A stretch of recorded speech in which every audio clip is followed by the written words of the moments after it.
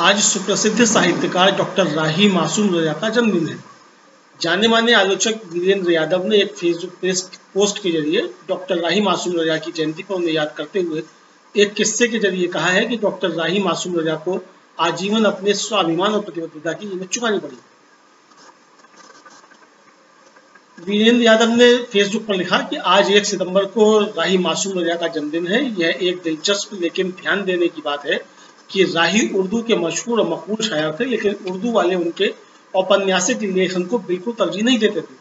वे अलीगढ़ मुस्लिम विश्वविद्यालय में उर्दू का स्थायी अध्यापक थे। जब उनके स्थायीकरण के लिए कमेटी बैठी तब उन्हें खारिज करते हुए सर्वसम्मति से यह दलील दी गई कि उन्हें साहित्य की समझ नहीं है।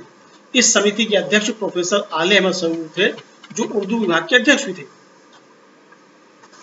वीरेंद्र जी आगे लिखते हैं कि दरअसल उनका चयन न किए जाने का मुख्य कारण नवाब रामपुर के दामाद कर्नल यूनुस की पत्नी नैयर जहां से उनका प्रेम विवाह था।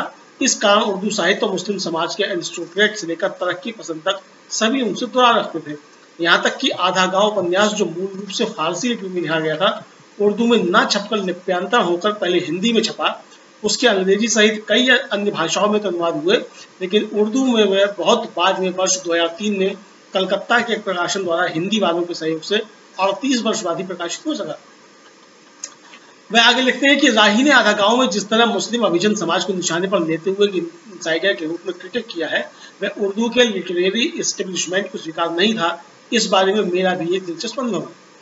अपने अनुभव को साझा करते हुए वीरेंद्र यादव जी आगे लिखते हैं कि मैंने वर्ष 2001 में आधा गांव पर एक विस्तृत आलोचनात्मक लेख लिखा था, जिसमें प्रसंगवश आग का दरिया, उदास नस्लें और छाकों की वापसी की तुलना भी की गई थी।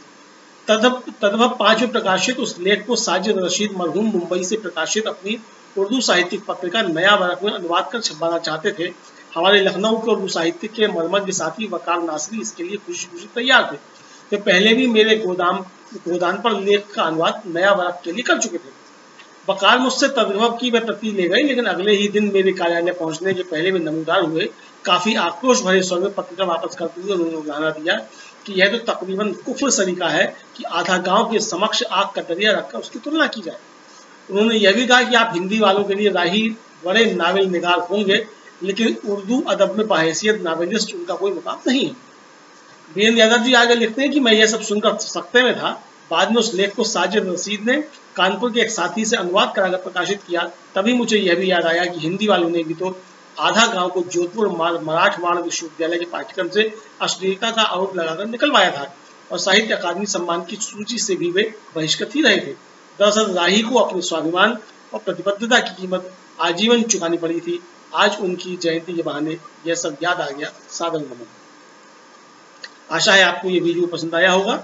इस वीडियो को ज़्यादा से ज़्यादा शेयर और लाइक करें, और अगर आपने हमारा यूट्यूब चैनल सब्सक्राइब नहीं किया तो चैनल सब्सक्राइब करें और फेसबुक पेज फॉलो करें।